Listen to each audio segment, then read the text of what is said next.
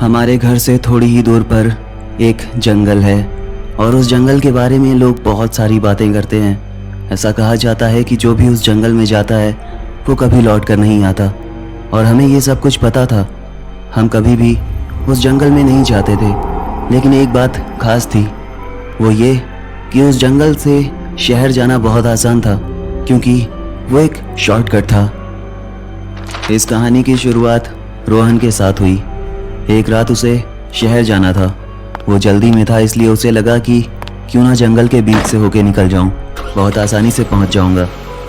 रोहन अपनी गाड़ी लेकर उस जंगल में चला गया और शायद वो उसके बाद शहर नहीं पहुंचा।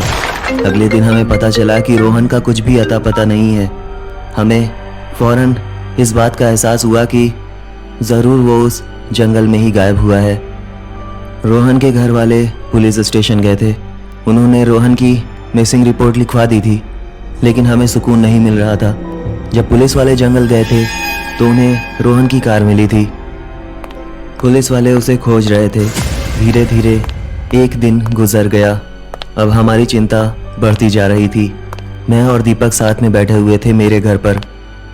राहुल, मुझे डर लग रहा है यार, कहीं रोहन को कुछ हो न गया हो। मुझे उसकी फिक्र हो रही है। हाँ, फिक्र तो मुझे भी हो रही है, लेकिन पुलिस वाले तो उसे ढूंढ रहे हैं ना, और शायद वो जल्दी मिल जाएगा। देख यार राहुल, मुझे पुलिस वालों पर भरोसा नहीं है। अब हमें ही कुछ करना होगा। हाँ यार, मुझे भी ऐसा ही लग रहा है। क्यों ना मैं और तू उस जंगल में चलें और रोहन को ढूंढें, शायद वो हमें मिल जाए। हाँ, तू सही कह रहा है, चल निकलते हैं। उस दिन मैं और दीपक हम अपनी कार लेकर जंगल की तरफ निकल गए। जंगल के पास पहुंचने के बाद हमने अपनी कार को रोड पर ही खड़ा कर दिया और पैदल जंगल के अंदर गए। उस वक्त दोपहर के 2 बज रहे थे, लेकिन न जाने कैसे एक अजीब सा अंधेरा छाया हुआ था। राहुल, दोपहर के 2 बज रहे हैं, लेकिन इस जंगल में इतना अंधेरा कैसे है? ऐसा लग रहा है जैसे रात के 12 बज रहे हो। हाँ, तू ठीक कह रहा है, बात तो अजीब है, लेकिन शायद ये जंगल है। सूरज की रोशनी ठीक से पहुंच नहीं पाती, हो सकता है इस वजह से इतना अंधेरा हो। चल, हमें रोहन को ढूंढना होगा। हम दोनों पैदल जंगल में आगे बढ़ते जा रहे थे। एक अजीब सी खामोशी थी, एक अजीब सा सन्नाटा, अजीब अजीब सी आवाज़ें सुनाई दे रही थी। ये सब बहुत ज़्यादा ही डरावना था। राहुल यार, मुझे बहुत अजीब लग रहा है। अजीब अजीब सी आवाज़ें आ रही हैं, तुझे सुनाई दे रही है ना? हाँ यार, लेकिन हमें रोहन को ढूंढना होगा। देख, कुछ भी हो जाए हमें अलग नहीं होना होगा। राहुल, वो देख, पेड़ के पीछे कोई अजीब सा लड़का छिपा हुआ है। उसे देखा तूने? हाँ, मैंने देखा उसे। रुक रुक, मैं उसे देख कर आता हूँ। नहीं दीपक, रुक जा। राहुल, तू परेशान मत हो, मैं उसे देख कर आता हूँ, तू यहीं पर रहना, ठीक है? अच्छा ठीक है, देख वो कौन है, शायद उससे कुछ पता चल जाए। दीपक आगे चला गया और उस लड़के को ढूंढने लगा। दीपक थोड़ी देर तक वापस नहीं आया। मैं अपनी जगह पर खड़ा हुआ था। मुझे घबराहट हो रही थी। मैंने ज़ोर से आवाज़ देकर कहा, दीपक, क्या तू मेरी आवाज़ सुन रहा है? तू कहाँ है भाई? उसने कोई जवाब नहीं दिया। थोड़ी देर के बाद मैं भी आगे गया उस पेड़ के पास जहाँ वो लड़का दिखा था, लेकिन वहाँ कोई नहीं था, वहाँ दीपक भी नहीं था। अब मुझे और ज़्यादा डर लग रहा था। मुझे लगा कि शायद ये सब ठीक नहीं हो रहा है, मुझे वापस कार के पास जाना होगा। मैं वापस कार के पास जाने के लिए निकल रहा था, लेकिन एक बात अजीब थी, मैं एक ही जगह पर बार बार पहुंच जा रहा था। मैंने दौड़ना शुरू किया। मैं लगातार दौड़ता चला जा रहा था, पर मैं रोड पर नहीं पहुंच रहा था। मैं बार बार घूमकर उसी जगह पर पहुंच जा रहा था। मैं एक पेड़ के पास जाकर बैठ गया, क्योंकि मुझे पता ही नहीं चल रहा था कि मैं अब क्या करूं। कुछ देर बाद मैं यूं ही जंगल में आगे बढ़ता चला गया। थोड़ी दूर पर मुझे एक झोपड़ी जैसा घर दिखाई दिया। मैं उस घर के नज़दीक गया। मैंने दरवाज़ा नॉक किया। अंदर से एक अजीब सी बूढ़ी औरत आई। उसने कहा, तुम यहाँ क्या कर रहे हो? यहाँ तुम्हें नहीं आना चाहिए था, तुम तो गलत जगह आ गए। मैंने उस औरत से कहा, देखिए, मेरा दोस्त एक दिन पहले गायब हो गया। वो इस जंगल में ही कहीं खो गया है। मैं उसे ढूंढ रहा हूँ, और एक दोस्त मेरे साथ भी था, वो भी मुझे नहीं मिल रहा। ये सब सुनकर वो बूढ़ी औरत ज़ोर ज़ोर से हंसने लगी। मुझे डर लग रहा था।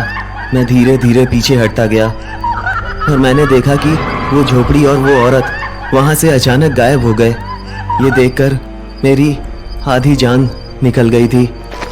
मैं वापस भागने लगा। कुछ दूर पहुँचने के बाद मैं थक गया था। मैं एक जगह पर खड़ा हो गया और जब मैंने पेड़ के ऊपर देखा तो एक अजीब सी औरत पेड़ पर बैठी हुई थी। मुझे और ज़्यादा डर लगने लगा। मैं पीछे हट रहा था, तभी वो औरत कूदकर नीचे आ गई। उस औरत ने कहा, तुम्हें यहाँ नहीं आना चाहिए था, तुम तो गलत जगह आ गए, अब तुम यहाँ से वापस नहीं जा पाओगे। ये कहकर वो ज़ोर ज़ोर से हंसने लगी। मैं पीछे हटता जा रहा था। अचानक वो गायब हो गई। उसी वक्त मुझे ऐसा लगा जैसे किसी ने मेरा पैर पकड़ रखा है। जब मैंने नीचे देखा तो वो रोहन था, ज़मीन पर गिरा हुआ। उसने कहा, यार यहाँ से निकलना होगा, मुझे किसी ने पेड़ से लटका दिया था, मैं बहुत मुश्किल से वहाँ से छूट कर आया हूँ, मुझे यहाँ से बाहर ले चल मेरे भाई। मैंने जल्दी से रोहन को उठाया और वो मेरे साथ बाहर निकलने के लिए जाने लगा। मैंने उससे कहा, दीपक जंगल में ही कहीं है, वो नहीं मिल रहा। लेकिन तूने उसे अकेले क्यों छोड़ा था? मैंने उसे अकेले नहीं छोड़ा, वो खुद ही चला गया। उसे एक लड़का दिखाई दिया था, मुझे भी दिखाई दिया था, वो उसके पीछे चला गया। अरे नहीं, वो लड़का भी मरा हुआ है, वो अपनी माँ को ढूंढता रहता है। जंगल में थोड़ी दूर पर एक तालाब है, हमें वहाँ जाना होगा, दीपक पक्का वहीं मिलेगा। ठीक है फिर जल्दी चल। मैं और रोहन हम लोग जैसे तैसे उस तालाब के पास पहुँचे। वहाँ पर हमने दीपक को देखा, वो बेहोश ज़मीन पर गिरा हुआ था। हमने उस पर थोड़ा पानी डाला तब वो होश में आया। हमने कहा, दीपक यहाँ से निकलना होगा भाई, जल्दी चल। हम लोग जंगल में बाहर जाने का रास्ता ढूंढ रहे थे। हम लोग इधर उधर काफ़ी देर तक घूमते रहे। हमें अजीब अजीब सी आवाज़ें सुनाई दे रही थी। यार मैं तुम लोगों को क्या बताऊं, ये जंगल पूरा ही भूतिया जंगल है। यहाँ पर जो कोई भी मिल रहा है वो मरा हुआ है, वो पहले से ही मरा हुआ है। यहाँ बस आत्माएं हैं। अब हम यहाँ से कैसे निकलेंगे, कोई रास्ता नहीं दिखाई दे रहा। गाइस वो देखो, वही छोटा लड़का जिसकी तुम लोग बात कर रहे थे, वो हमें दिशा दिखाएगा। उससे पूछना होगा। दीपक उससे बात कर, उससे पूछ कि जंगल से बाहर कैसे जाएं। दीपक उस लड़के से कुछ पूछता, उसके पहले ही वो लड़का अपने हाथ से इशारा कर रहा था कि उस तरफ जाओ। हमें लगा शायद वो हमें रास्ता बता रहा है। मैंने कहा, गाइस मुझे लगता है वो हेल्प करना चाहता है, वो जिधर कह रहा है उधर ही चलना होगा। हम उसी रास्ते पर निकल गए जिस रास्ते को उस लड़के ने बताया था। थोड़ी देर के बाद हमने देखा कि सामने ही रोड थी। ये देखकर हम बहुत खुश हो गए थे। हम जल्दी जल्दी अपनी गाड़ी में बैठ गए और वहाँ से उस दिन निकल गए। उस दिन हमें ये पता चल गया कि लोग उस जंगल के बारे में जो भी कहानियाँ सुनाते हैं वो झूठ नहीं होती, वो सच होती है। उस जंगल की बुरी आत्माएं लोगों को दिशाहीन कर देती हैं। इसके बाद वो खो जाते हैं और कभी भी उस जंगल से बाहर नहीं निकल पाते। हाय एवरीवन, उम्मीद है कि तुम लोग बहुत अच्छे होगे। तफरी गेमिंग पर टमाटर के कमाल के फनी वीडियोस देखने के लिए तफरी गेमिंग को सब्सक्राइब ज़रूर करना, साथ ही साथ नोटिफिकेशन बेल को भी दबा लेना। बात करते हैं इस वीडियो की, तो उम्मीद है कि तुम्हें ये पसंद आया होगा। प्लीज़ लाइक कर देना, शेयर कर देना, सब्सक्राइब कर लेना और नोटिफिकेशन बेल को भी दबा लेना। तो अब मुलाकात होगी अगले वीडियो में, तब तक के लिए बाय।